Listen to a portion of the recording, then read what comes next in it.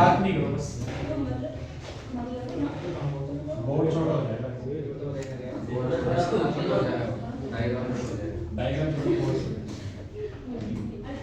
सुनेगा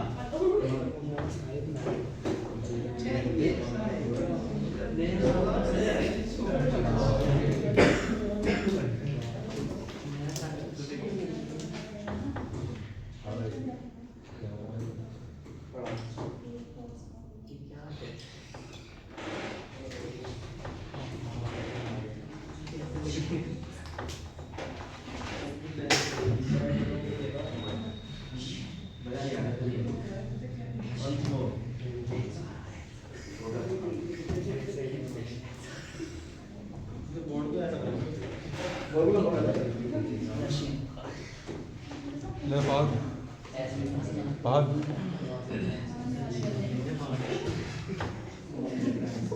पूरी डायग्राम की लेवलिंग भी कहानी है ये सोचो पूरा बोर्ड बन जाएगा जरा से जगह नहीं छोड़ूंगा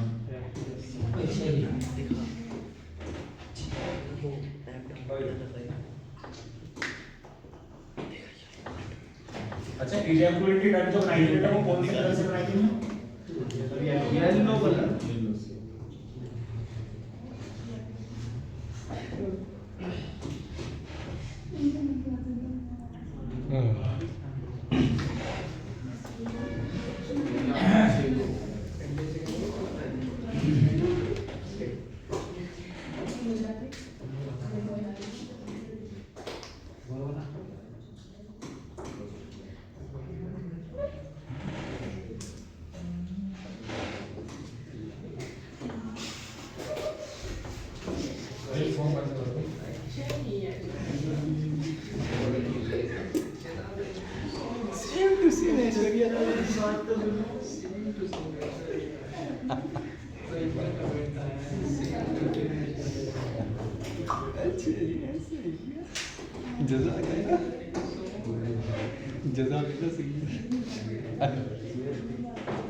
ओए फोन दे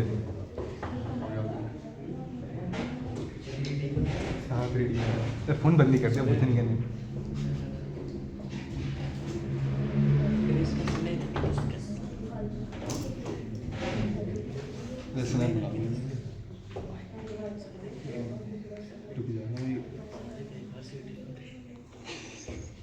फोकस कैमरा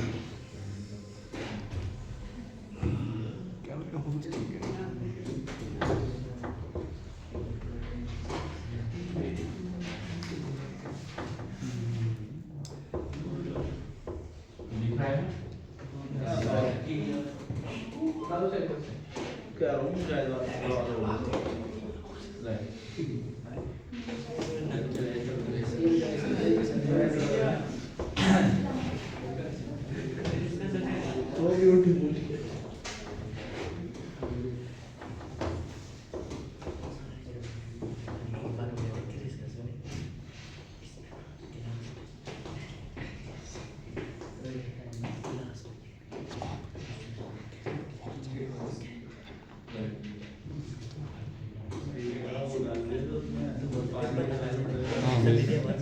मेरी और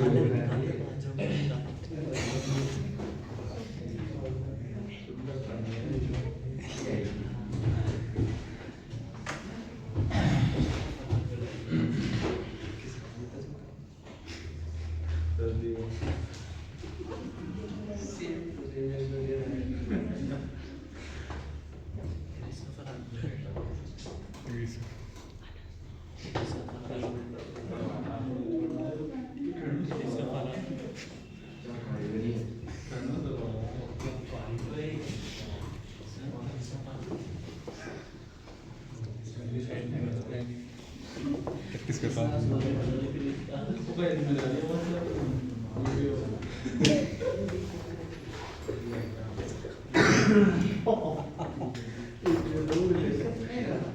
बेटा बातें नहीं करो साइलेंट रहो बातें नहीं करो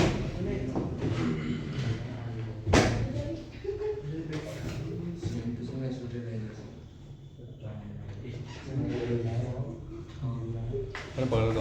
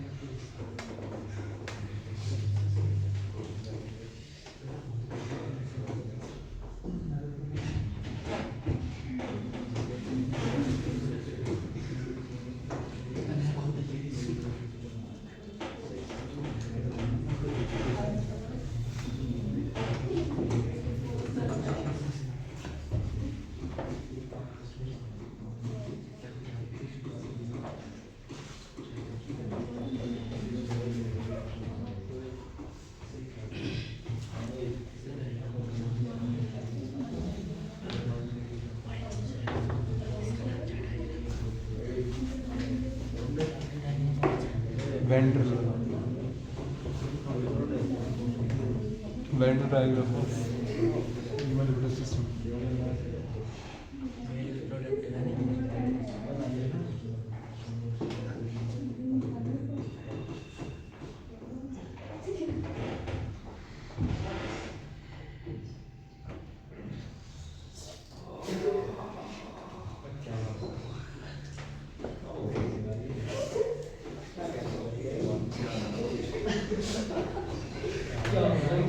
मत कर लाला मत कर गलत बात है बेटा बात है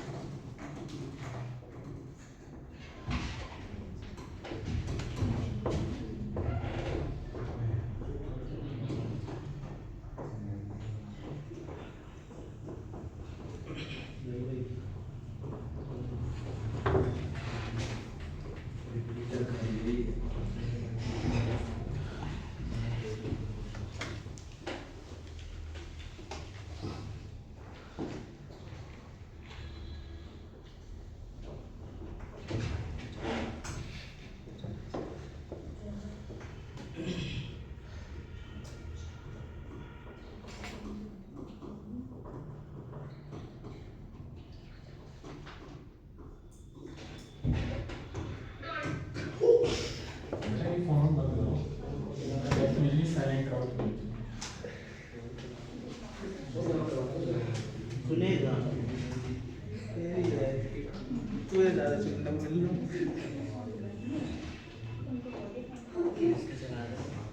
तू चला ले किसी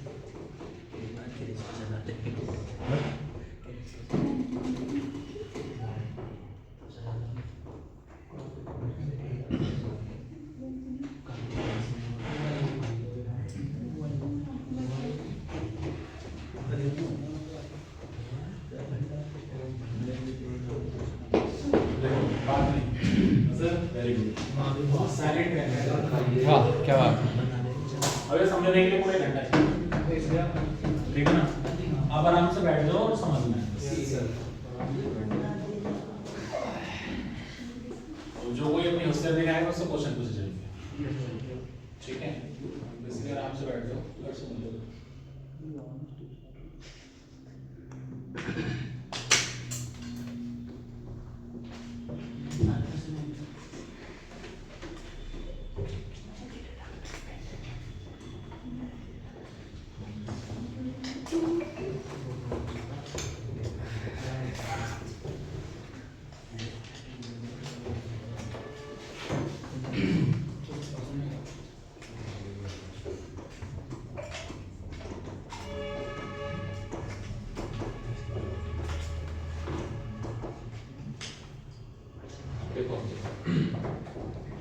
सबसे पहले सब रहेगा तो देखो ये मुझे पढ़ा था ये वर्ड अभी मैंने आपसे ये बोला था कि वास्ट डिफरेंस जो होती है, ठीक है ना, ऑन हो रही वीडियो?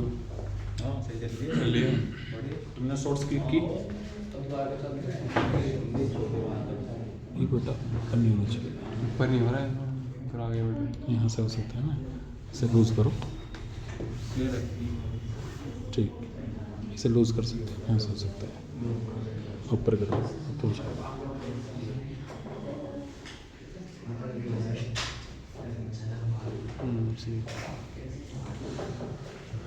देखो जरा बात करेंगे, अब बीच बीच में सबसे क्वेश्चन भी करेंगे, ठीक है ना, इंटरेस्टिंग वे में पढ़ेंगे टॉपिक को, पूरा टॉपिक याद रखना है, ठीक है, जरा ध्यान से।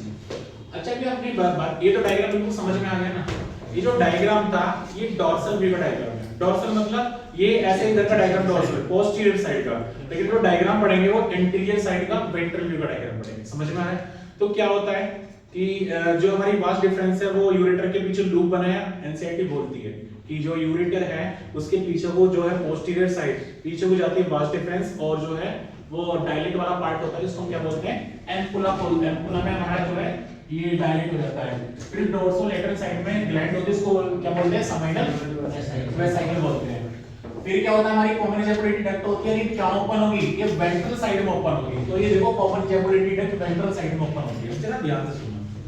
अब एक बात बताओ मुझे कि ये जो है, जरा ध्यान से समझिएगा, ये प्रोस्टेट ग्लैंड है, कौन सी ग्लैंड है, ये ट्रायंगुलर शेप की होती है, सिंगल होती है, प्रोस्टेट ग्लैंड होती है, और ये प्रोस्टेट ग्लैंड क्या करती है, ये प्रोस्टेटिक फ्लूइड रिलीज करती है, प्रोस्टेटिक फ्लूइड रिलीज करती है, क्या रिलीज करती है, आप सुनो क्या होता है, प्रोस्टेटिक ग्लैंड होती है, प्रोस्टेटिक ग्लैंड के अंदर बेटे प्रोस्टेटिक यूरेथ्रा होता है, क्या होता है, ये जो पूरा का पूरा है ना, इसको प्रोस्टेटिक यूरेथ्रा बोलते हैं, क्या बोलते हैं, prostatic urethra, membranes urethra, phenyl urethra, समझ आ गया, तीन urethra, prostatic urethra, membranes urethra और पिनाइल यूरेथ्रा।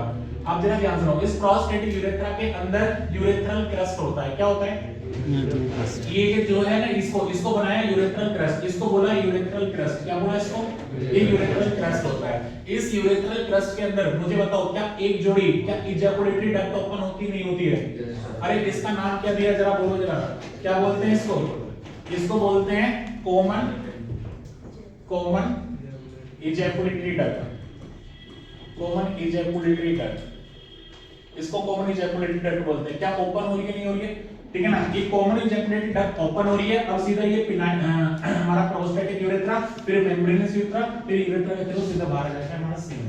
अब जरा समझना ध्यान से बेटा, इसको प्रोस्टेट ग्लैंड बोलेंगे, ये प्रोस्टेटिक यूरेथ्रा है, प्रोस्टेटिक यूरेथ्रा में यूरेथ्रल क्रस्ट है, इस यूरेथ्रल क्रस्ट के अंदर एक जोड़ी कॉमन इजैकुलेटरी डक्ट ओपन हो रही है, तो बेटा यहाँ पर एक होता है प्रोस्टेटिक यूट्रिकल, क्या होता है, याद करो जरा, लेक्चर नंबर 2 याद करो, वहां पर मैंने आपको प्रोस्टेटिक यूट्रिकल बताया था, मतलब कि मुलेरियन डक्ट जो वहां पर डिजर्नेशन हो रही थी, और जो वोल्फियन डक्ट थी वो हमारे क्या हो रही थी, वो एडवांस कैरेक्टर लेकर रही थी, और एडवांस कैरेक्टर लेने की वजह से हमारा प्रोस्टेट यूट्रिकल बना। और जो प्रोस्टेटिक यूट्रिकल है बेटा, ये क्या होता है, ये होमोलोगस होता है वजाइना में, किसके होमोलोगस होता है, ये होमोलोगस ऑफ वजाइना, एक वजाइना का होमोलोगस होता है। अगर मैं एआईटीएमटी और क्वेश्चन की बात करूं तो एआईटीएमटी में क्वेश्चन पूछा गया है कि जो होमोलोगस ग्लैंड, जो हमारा वजाइना है वो किसकी होमोलोगस होती है, प्रोस्टेटिक यूट्रिकल। आप एक बात बताओ, ये वजाइना, यूट्रस, फैलोपियन ट्यूब किससे बनने थे, अरे मुझे बताओ किससे, मुलेरियन डक्ट से बनने थे, नहीं बनने थे, किससे बनने थे, मुलेरियन डक्ट से बनने थे, किससे बनने थे, मुलेरियन डक्ट। और इस केस के अंदर मुलेरियन डक्ट क्या हो रही थी, रिजर्वेशन हो रही थी, तो मुझे बताओ, तो इससे क्या बना, मुझे बताओ, हाँ ध्यान से सुनना, जब वजाइना जो बनना था वो किससे बनना था, मुलेरियन डक्ट से, ये वोल्फियन डक्ट से, मुलेरियन डक्ट से सब कुछ बनना था, ठीक है ना। तो आप एक बात बताओ, तो मेल के अंदर कौन बनाएगा, मेल के अंदर वोल्फियन डक्ट कौन बनाएगा, वोल्फियन डक्ट जो है वो सब कुछ बनाएगा, प्रोस्टेटिक यूट्रिकल बनाएगा। तो आप मुझे बताओ, प्रोस्टेटिक यूट्रिकल जो है तो इसके होमोलोगस होगी नहीं होगी, तो ये इसके होमोलोगस होगी, किसके, वजाइना। अरे समझ में आ रहा है, नहीं आ रहा है? अब जरा ध्यान से सुनो, अब ये प्रोस्टेटिक क्या है, ये मैंने लिखा प्रोस्टेटिक सिक्रीशन ऑफ प्रोस्टेटिक यूरिफिस। इसमें क्या होता है, जब प्रोस्टेट ग्लैंड होती है ये अपना सिक्रीशन रिलीज करती है, और इन ये जो छोटे-छोटे पोर्स है इनके थ्रू जो स्पर्म है वो ज्यादा लिक्विफाई हो जाता है, ये बहुत छोटे होते हैं। जैसे कि हम बात कर रहे हैं, अगर टेंपरेचर जो है 42 डिग्री सेल्सियस हो जाए तो मुझे बताओ कि हमको सिबरिंग होगी, पसीने आएंगे नहीं आएंगे? तो वहां पर भी तो छोटे छोटे पोर्स होते हैं, तो ऐसे इसके अंदर छोटे छोटे पोर्स होते हैं। ये प्रोस्टेट ग्लैंड क्या करती है, अपना सिक्रीशन बनाती है, सिक्रीशन बनाती है इन पोर के थ्रू इस प्रोस्टेट ग्लैंड के अंदर आते हैं। जब प्रोस्टेट ग्लैंड के अंदर आएंगे तो ऊपर से इजेक्युलेटरी डक्ट के थ्रू क्या है, स्पर्म आ रहा है, थोड़ा सा लिक्विफाइड हो रहा है, तो प्रोस्टेटिक ग्लैंड ये अपना सिक्रीशन रिलीज करती है और ज्यादा इसको लिक्विफाइड कर देती है। बात समझ में आई कि नहीं? आगे समझ में।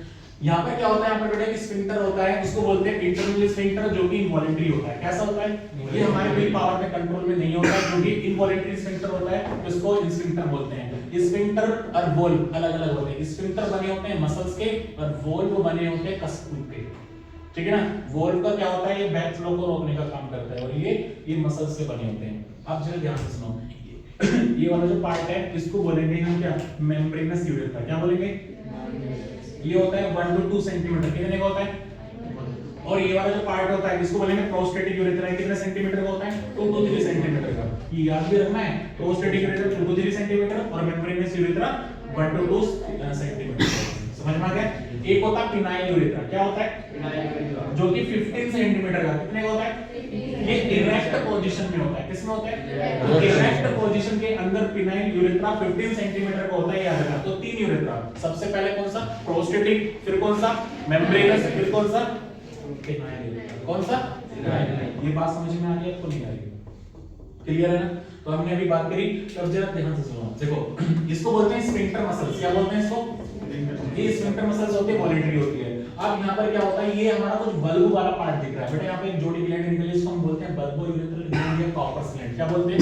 बल्बो यूरेथ्रल ग्लैंड या कॉर्पस ग्लैंड, ठीक है ना। और बेटा ये जो होता है ये हमारा ग्लांस पेनिस होता है, एंटीरियर वाले पार्ट साइड में जो होता है ग्लांस पेनिस होता है। और ये जो होता है पेनिस को दो पार्ट में डिवाइड करते हैं, एक होता है रूट ऑफ पेनिस और जो बाहर होता है इसको बोलते हैं बॉडी ऑफ पेनिस। जो अंदर होता है रूट ऑफ पेनिस, जो बाहर होता है बॉडी ऑफ पेनिस। इतना पार्ट अंदर और ये पार्ट बाहर है, तो बॉडी ऑफ पेनिस और रूट ऑफ पेनिस।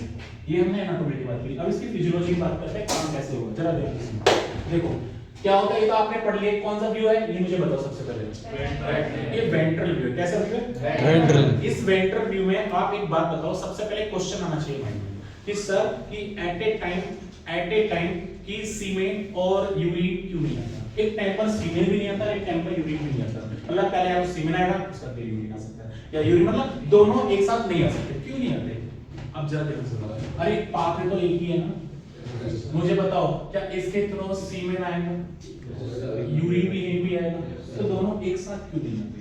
सुनो क्या होता है, तो ये दोनों एंटागोनिस्टिक नर्वस सिस्टम से कंट्रोल होते हैं। किससे? एंटागोनिस्टिक। एक होता है पैरासिम्पैथेटिक और एक होता है sympathetic. The sympathetic nervous system emergency में काम करता है और parasympathetic emergency system non emergency में काम करता है। क्या होता है, तो ध्यान से सुनो। देखो एक टाइम पर एक ही आएगा, तो सीमेन आएगा, ये यूरिन आएगा। क्या होता है, सपोज ये हमारा जो है एक पैरासिम्पैथेटिक है और एक सिंपैथेटिक है। समझ आ गया?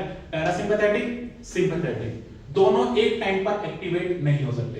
यूरिन आता है पैरासिम्पैथेटिक से। किससे आता है? पैरासिम्पैथेटिक। यूरिन किससे है? ये यहाँ तक तो पैरासिम्पैथेटिक से यूरिन आता है। जरा ध्यान से सुनना, क्या होता है जब सेक्सुअल इंटरकोर्स होता है तो पैरासिम्पैथेटिक नर्वस सिस्टम एक्टिवेट होता है, एक्टिवेट होता है, एक्टिवेट होता है, एक्टिवेट होता है। तो पैरासिम्पैथेटिक नर्वस सिस्टम बहुत ज्यादा एक्टिवेट हो जाता है, मतलब पीक पे चला जाता है। और जब पीक कंडीशन आती है, जब सीमेन इजैकुलेट होता है, तो पैरासिम्पैथेटिक सिस्टम डाउन और सिम्पैथेटिक ऊपर उठेगा, तो सीमेन एकदम इजैकुलेट हो जाएगा। तो समझ में आ गया नहीं आया? तो एक टाइम पर एक ही नर्वस सिस्टम काम करेगा, ये तो पैरा करेगा या सिम्पैथेटिक करेगा। समझ आ गया? क्लियर है नहीं क्लियर? बताओ। अब जरा ध्यान से सुनो, क्या होता है बेटा, सबसे पहले हमने इसकी बात करी प्रोस्टेट ग्लैंड की। प्रोस्टेट ग्लैंड की बात करते हैं, ट्रायंगुलर होती है, सिंगल होती है, ठीक है ना। इस प्रोस्टेट ग्लैंड के अंदर क्या होता है, प्रोस्टेटिक यूरेथ्रा होता है। क्या होता है? Prostatic urethra. इस प्रोस्टेटिक यूरेथ्रा की बात करें, इसके अंदर प्रोस्टेटिक यूरेथ्रल क्रस्ट होता है। क्या होता है? इस यूरेथ्रल क्रस्ट के अंदर एक जोड़ी इजैकुलेटरी डक्ट होती है। क्या होती है? अब एक जोड़ी में इजैकुलेटरी डक्ट क्या करती है, अपना सीक्रेशन रिलीज करती है। क्या करती है? इस प्रोस्टेट ग्लैंड भी अपना सीक्रेशन रिलीज करता है। तो दोनों को दोनों जब मिल जाएगा तो मुझे तो क्या सीमेन बनेगा नहीं बनेगा? क्या थिकनेस आएगी सीमेन में नहीं आएगी? तो ये सीमेन जो होगा वो थिक हो जाएगा, होगा थिक नहीं होगा? क्योंकि यहाँ पर ये हमारा प्रोस्टेट भी अपना सीक्रेशन रिलीज कर रहा है, प्रोस्टेटिक फ्लूइड रिलीज कर रहा है, तो सीमेन थिक हो जाएगा। तो आप मुझे बताओ क्या इन पोर के थ्रू, इन पोर जो बनाएंगे वो सीक्रेशन प्रोस्टेटिक ओरिफिस, ओरिफिस का मतलब होता है पोर, तो इसके अंदर जो पोर है क्या ये प्रोस्टेटिक फ्लूइड रिलीज करेगा? प्रोस्टेटिक फ्लूइड यहां से रिलीज हुआ, पर्सन हमारा सीमेन आई रहा है तो ज्यादा थिकनेस हो जाएगा। फिर ये हमारे किसके अंदर आएगा, इसको क्या बोलेंगे, मेम्ब्रेन एसिड, क्या बोलेंगे। फिर बेटा यहाँ पर एक जोड़ी ग्लैंड मिलेगी जिसको क्या बोलते हैं, बल्बो यूरेथ्रल ग्लैंड या कॉपर्स ग्लैंड। अच्छा इसका नाम क्यों दिया बल्बो यूरेथ्रल ग्लैंड या कॉपर्स ग्लैंड, देखो कॉपर एक साइंटिस्ट का नाम था, उन्होंने कॉपर्स ग्लैंड नाम दे दिया। क्यों दिया, क्योंकि बेटा बल्ब वाले पार्ट में ओपन हो रही है तो इसलिए उसका नाम क्या दे दिया, बल्बो यूरेथ्रल ग्लैंड। क्या नाम दे दिया, बल्ब यूरेथ्रल ग्लैंड। इसी अब इसका काम को जरा ध्यान से सुनो, ध्यान से सुनो। क्या होता है जब सेक्सुअल इंटरकोर्स होता है तो बेटा अरे बात नहीं, जब सेक्सुअल इंटरकोर्स होता है तो पेनिस के अंदर कोई भी फ्रिक्शन नहीं हो तो ये क्या करती है ड्यूरिंग सेक्सुअल इंटरकोर्स, तो ये बल्बोरेथ्रल ग्लैंड क्या करती है, अपना सीक्रेशन रिलीज करती है ताकि पूरा पेनिस लुब्रिकेट हो जाए। और जब ये लुब्रिकेट हो जाएगा तो कोई फ्रिक्शन नहीं लगेगा। समझ में आ गया नहीं है, तो इसका काम ये होता है बल्बोरेथ्रल ग्लैंड है कॉपर्स ग्लैंड, ठीक है। उसका दिए रूट ऑफ पेनिस बॉडी के अंदर और शाफ्ट ऑफ पेनिस या बॉडी ऑफ पेनिस ये बॉडी के बाहर होता है, एक ग्लांस पेनिस की कवरिंग होती है। अभी तो हम पढ़ रहे हैं इसका ऐसे लॉन्गिट्यूडनल सेक्शन, अभी हम इसको टीएस भी कट करेंगे। जिसका टीएस देखेंगे तो कौन-कौन सी ब्लड वेसल्स, कौन-कौन सी नर्व वेसल, कौन-कौन सप्लाई कर रही है। बात समझ में आई नहीं है, आया?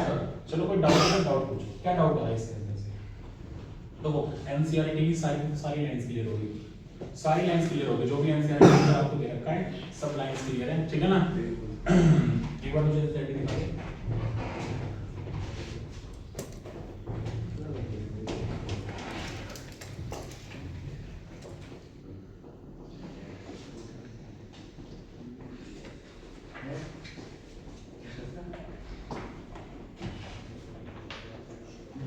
बेटा ये अपने एनसीईआरटी खोलो, पेज नंबर 27 पे, यहाँ पर मेल एसेसरी डक्ट लिखा है, मेल एसेसरी डक्ट लिखा है, उस लाइन को कनेक्ट करके चलो, ध्यान से सुनो।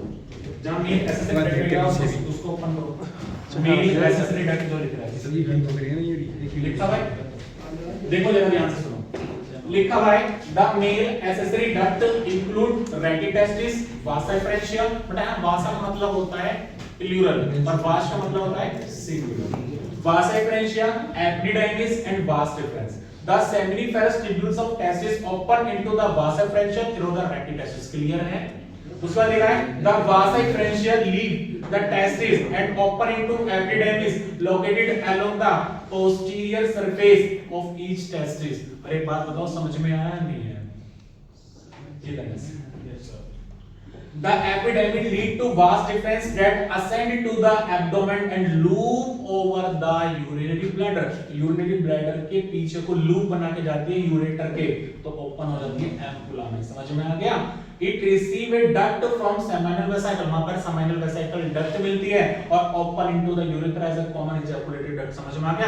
फिर लिख रहा है these duct store and transport the sperm from the testis to outside through the urethra.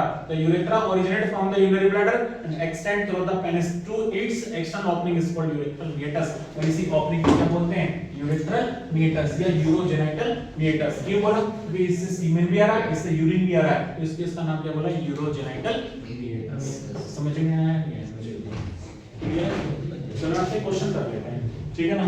बेटा आप दोनों खड़े हो जाइए, दोनों खड़े हो जाइए, जल्दी खड़े हो।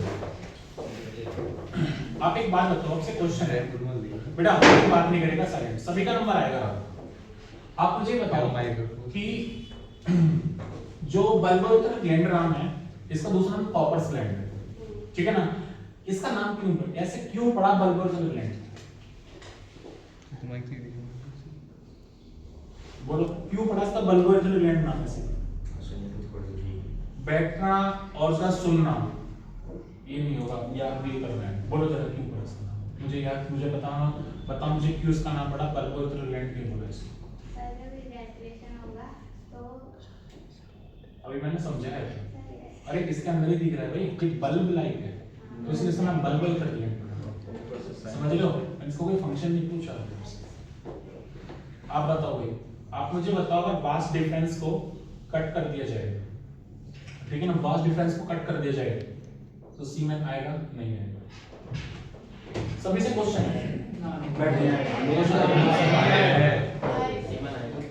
मैंने आपसे क्वेश्चन पूछा, अगर वास डिफरेंस को कट कर दे, चलो मैंने क्या किया, वास डिफरेंस कट कर दी, बेटा बात नहीं, अरे भाई इधर देखो, भाई इधर देखो, लॉजिक लगा, वास डिफरेंस को कट कर दिया, मतलब कि वैसेक्टॉमी कर दी, शुद्ध भाषा में पुरुष नसबंदी कर दी। तो मुझे बताओ क्या सीमेन आएगा या नहीं आएगा? आएगा आएगा सीमेन? अरे आएगा सर जो एम्पुला में बच्चा होगा वो आएगा। आएगा। कितने टाइम तक आएगा? चलो 1 महीना भी खत्म हो गया, 2 महीने भी हो गए, आएगा नहीं आएगा ना? उसके अंदर स्पर्म नहीं होगा बट सीमेन आएगा। अरे उसके अंदर लिक्विड तो आएगा ना? अरे ये लिक्विड आएगा ना, बट उसके अंदर क्या नहीं होगा? समझ आ गया? अरे आ गया, आया गया, बट सीमेन आएगा बट उसके अंदर स्पर्म नहीं होगा। उसके अंदर प्रोस्टेटिक फ्लूइड आएगा, सेमिनल फ्लूइड आएगा, बल्कि सब कुछ आएगा, बस स्पर्म नहीं आएगा। अरे आ गया समझ में? आ गया नहीं आया? नहीं आया आपकी? आगे सर चलो एक बात और बात, अरे सुनो बात ही नहीं, साइलेंट, बड़ा साइलेंट हो। अरे बात नहीं करो, साइलेंट रहो, ध्यान से सुनो। हाँ?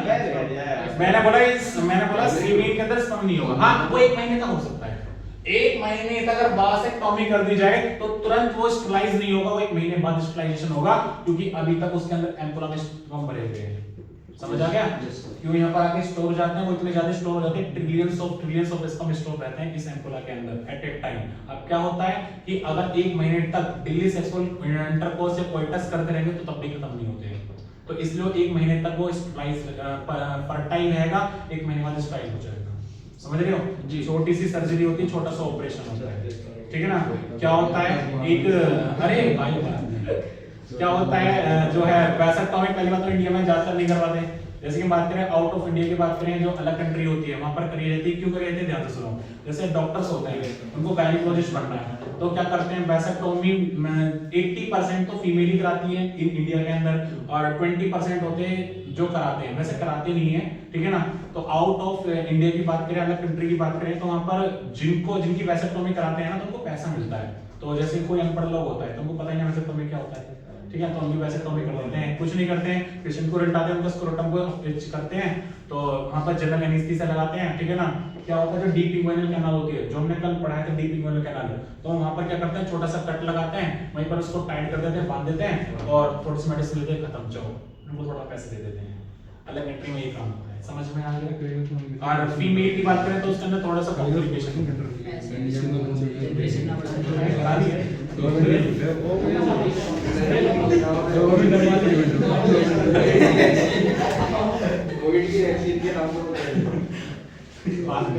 समझ में आ गया नहीं आया?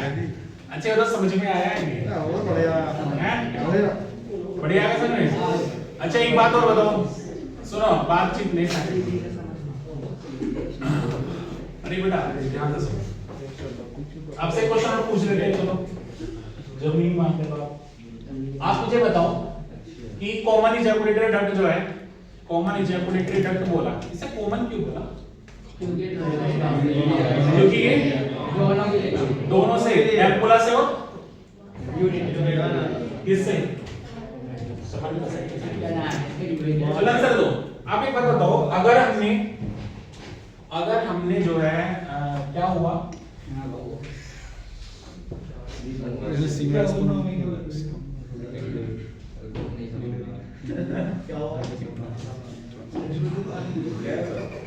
सारी कॉन्सेप्ट तो आपको पढ़ाएंगी, समझ आ गया? आज का टॉपिक नहीं है तो एक काम करो, चुप देसी से नोट करो, जल्दी से यहाँ से बना लो चुप से, ठीक है ना? और बहुत बहुत धन्यवाद चुप बैठने के लिए। ऐसे बैठे आप लोग बीच में सलेक्शन पक्का हो जाएगा आपका, ठीक है ना?